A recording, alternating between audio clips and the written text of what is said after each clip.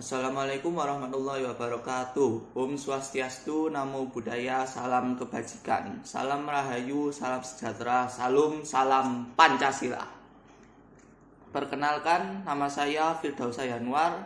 Saya berasal dari kelas Pendidikan Matematika 2021C UNESA dan NIM saya yaitu 21030174083. Saya berasal dari Kabupaten Sidoarjo.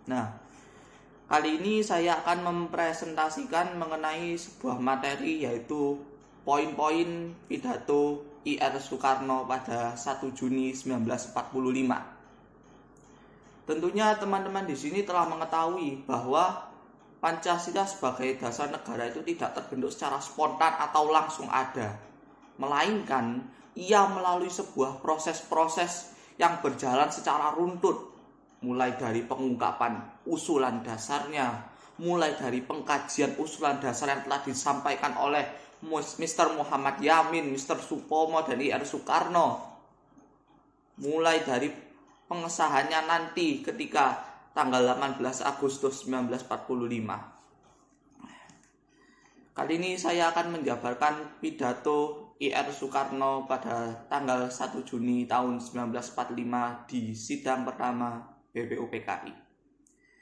Dalam pidato IR Soekarno, beliau menyatakan dalam risalah Mencapai Indonesia Merdeka bahwa kemerdekaan tersebut ialah political independence, yang tak lain dan tak bukan ialah satu jembatan emas, yang dimana di ujung jembatan emas itu beliau menyempurnakan masyarakat Indonesia. Maksud dari menyempurnakan di sini adalah membentuk rakyat Indonesia yang mempunyai sifat kokoh, tangguh, kuat di bawah panji NKRI. Selanjutnya, ia juga mengatakan bahwa di seberang jembatan itu, seperti yang saya katakan tadi, disempurnakan masyarakatnya. Dia juga mengatakan bahwa dari dulu sebenarnya rakyat Indonesia itu sudah sangat ingin merdeka. Semboyan Indonesia merdeka sekarang telah berkumandang dari tahun 1932 hingga sidang BPUPKI saat ini. Beliau mengatakan, sesungguhnya saudara-saudara jika ingin tahu bahwa rakyat Indonesia itu telah sangat ingin merdeka, terbukti dengan adanya semboyan Indonesia merdeka sekarang. Hingga saat ini saya katakan 3 kali semboyan ini tidak pernah berhenti. Indonesia merdeka sekarang, dan sekarang.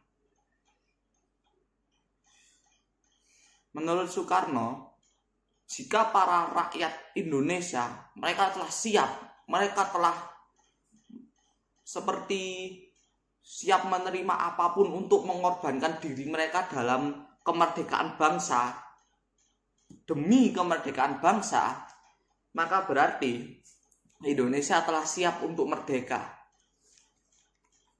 Ia juga mengatakan bahwa maksud dari kata jembatan yang ia ungkapkan pada risalahnya itu memiliki arti adalah bangsa Indonesia yang membentuk dan menyusun masyarakat yang kuat, sehat, kekal, dan abadi. Soekarno sendiri telah mengatakan bahwa sesungguhnya hukum internasional itu sendiri telah memudahkan Indonesia untuk mengalami kemerdekaan. Syaratnya itu tidak neko-neko, syaratnya tidak macam-macam, bahkan tidak sampai kalau orang Jawa bilang itu jelimet. Syaratnya yaitu hanyalah ada rakyat, ada bumi, ada pemerintah, dan diakui oleh negara lain. Soekarno ingin mendirikan sebuah negara Indonesia yang semua buat semua. Ia menyatakan dasar negara yang ia yakini cocok dengan kemerdekaan Indonesia, yang menurutnya ia ungkapkan bahwa sebenarnya untuk siapa kita mendirikan kemerdekaan negara Indonesia? Apakah untuk golongan kaya? Apakah untuk golongan bangsawan? Tentu saja tidak, saudara-saudara. Kita mendirikan negara Indonesia yang merdeka, yaitu negara yang semua buat semua, adil, tanpa adanya perbedaan. Ia menyatakan dasar negara menurutnya yaitu pertama, kebangsaan. Kebangsaan atau dasar kebangsaan artinya ini didefinisikan sebagai sebuah kebangsaan yang diartikan dalam definisi yang luas, bukan definisi yang sempit yang artinya mengagung-agungkan bangsa sendiri sampai menginjak-injak bangsa lain, di mana dianggap bangsa lain itu adalah bangsa yang jelek. Tidak, bukan seperti itu. Bangsa Indonesia adalah seluruh manusia yang menurut geopolitik Allah Subhanahu wa taala tinggal di semua kesatuan pulau Indonesia, baik dari ujung Sumatera sampai ke Irian. Beliau mengatakan, maka dari itu kesinilah kita semua harus menuju mendirikan satu nasional state di atas kesatuan bumi Indonesia dari ujung Sumatera sampai ke Irian. Ucap I.R. Soekarno yang menyatakan dan menekankan betapa kokohnya dasar kebangsaan ini. Yang kedua ada internasionalisme. Maksud dari internasionalisme ini adalah I.R. Soekarno menekankan bahwa kita itu tidak hanya membentuk sebuah negara Indonesia yang merdeka. Karena beliau sadar bahwa Indonesia itu adalah bagian kecil dari dunia. Maka dari itu beliau berkata, internasionalisme kalau tidak berakar dalam bumi nasionalisme maka ia tak dapat hidup subur. Begitu pula nasionalisme tak dapat hidup subur kalau tidak dalam taman sarinya internasionalisme. Hendaknya kita tidak hanya membuat sebuah negara Indonesia yang merdeka, tapi juga menuju pada persaudaraan dunia dan sebuah kekeluargaan bangsa-bangsa. Yang ketiga, ada dasar mufakat. Dasar mufakat. Negara Indonesia bukanlah negara untuk golongan tertentu saja. Negara Indonesia ialah negara yang merdeka. Semua buat semua, satu buat semua, dan semua buat satu. Oleh karena itu, I.R. Soekarno yakin bahwa syarat mutlak kuatnya negara Indonesia adalah permusyawaratan, perwakilan. Dengan cara mufakat, segala hal yang dapat diperbaiki akan dapat berjalan dengan lancar atas dasar sebuah kesepakatan dengan kesetujuan bersama. 4. Prinsip kesejahteraan. Soekarno menyatakan bahwa negara Indonesia dapat menjadi sebuah negara yang kapitalis, namun masyarakatnya tidak terlalu sejahtera, atau negara Indonesia dapat menjadi sebuah negara yang rakyatnya sejahtera, kebutuhannya tercukupi, dan merasa dipangku oleh Ibu Pertiwi.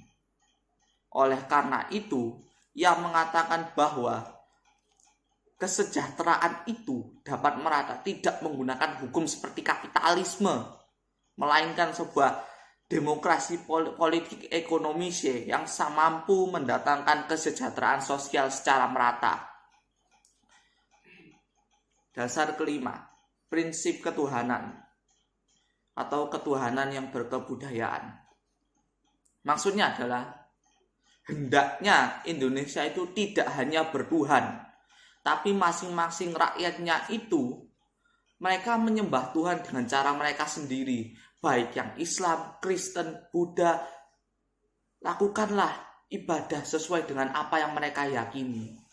Hendaknya setiap rakyat itu menyembah Tuhan mereka masing-masing dan tidak hanya seperti menyamanyamakan antara satu agama dengan agama yang lainnya. Oleh karena itu, sebagai rakyat yang memiliki keragaman, sebagai rakyat yang hidup dalam keragaman Indonesia, kita harus menghilangkan egoisme keagamaan. Dan hendaknya amalkanlah agama itu dengan cara yang beradab, yaitu menghormati satu sama lain. Itulah kelima usulan dasar negara menurut Bung Karno. Selanjutnya, Soekarno menyebutkan bahwa tentu 5 dasar yang ia sebutkan itu namanya bukanlah pancadharma. Dharma artinya kewajiban. Menurutnya, yang sedang kita bicarakan sekarang itu adalah sebuah dasar. Dasar itu adalah tonggak sebuah negara untuk berdiri. ia adalah sebuah pedoman, ia adalah sebuah pandangan, ia adalah sebuah nilai-nilai luhur yang tak akan lekang oleh waktu. Oleh karena itu, Soekarno menyebutkan bahwa ia suka sesuatu yang simbolik. Ia mengatakan, rukun Islam 5 jumlahnya, Pandawa 5 anggotanya. Oleh karena itu, atas saran dari teman beliau yang merupakan ahli bahasa, beliau menamakan usulan dasar negara beliau ini sebagai Pancasila. Sila artinya landasan. Oleh karena itu, dengan Pancasila ini, beliau yakin bahwa Pancasila ini merupakan satu dasar negara yang akan membangun fundamental bangsa melalui prinsip-prinsip dan dasar-dasar kebangsaan di dalamnya. Beliau mengatakan, jikalau saudara-saudara tidak setuju dengan apa yang saya katakan, yaitu pada 5 usulan-usulan ini, maka akan saya cukupkan menjadi 3 saja. Yaitu, pertama, sosionasionalisme yang berdemokrasi adil. Yang kedua, sosiodemokratisme yang dapat menyetarakan dan bahwa setiap masyarakat memiliki haknya masing-masing. Yang ketiga yaitu ketuhanan. Setelah 3 trisila itu disampaikan oleh Soekarno, ia menyatakan lagi, jikalau saudara-saudara masih tidak dapat menerima 3 sila yang telah saya ucapkan, maka dapat saya cukupkan lagi menjadi 1. Yaitu apa? Gotong royong. Gotong royong adalah pembandingan tulang bersama, pemerasan keringat bersama, perjuangan bantu binantu bersama, amal semua buat kepentingan semua, keringat semua untuk kebahagiaan semua, hulupis kuntul baris buat kepentingan bersama. Itulah gotong royong, ucap dari seorang Soekarno yang menjelaskan apa itu gotong royong. Kesimpulan yang saya dapatkan dari materi poin-poin ini adalah apa yang diucapkan oleh Soekarno itu kemudian kelak itu akan menjadi sebuah dasar negara yang kita kenal sebagai Pancasila. Dalam apa yang beliau sebutkan terkandung banyak-banyak nilai luhur yang dapat kita contoh. Mulai dari ketuhanan yang berkebudayaan yang memunculkan sifat toleransi dalam diri kita untuk menghargai satu sama lain dengan cara yang beradab, yaitu saling menghormati. Hilangkan egoisme keagamaan. Mulai dari prinsip kesejahteraan sosial yang menekankan bahwa semua rakyat pantas untuk sejahtera. Ada pula dasar mufakat yang selalu menjunjung tinggi sebuah kesepakatan bersama untuk menyelesaikan sebuah masalah.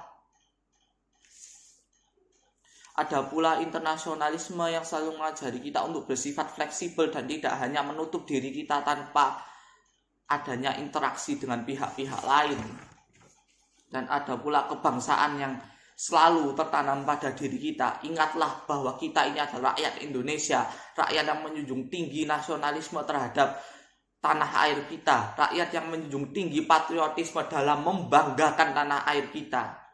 Oleh karena itu, saya dapat mengatakan bahwa apa yang dikatakan Soekarno ini adalah sebuah dasar negara yang sangat mencerminkan nilai-nilai luhur dalam Pancasila, dalam kehidupan bangsa Indonesia itu sendiri. Sekian dari saya, mohon maaf bila ada salah kata. Jika ada pertanyaan bisa ditanyakan, atau jika ada kritikan, mohon kritikannya. Assalamualaikum warahmatullahi wabarakatuh. Om Swastiastu, Namo Buddhaya, salam kebajikan, salam sejahtera, salam rahayu, salam Pancasila.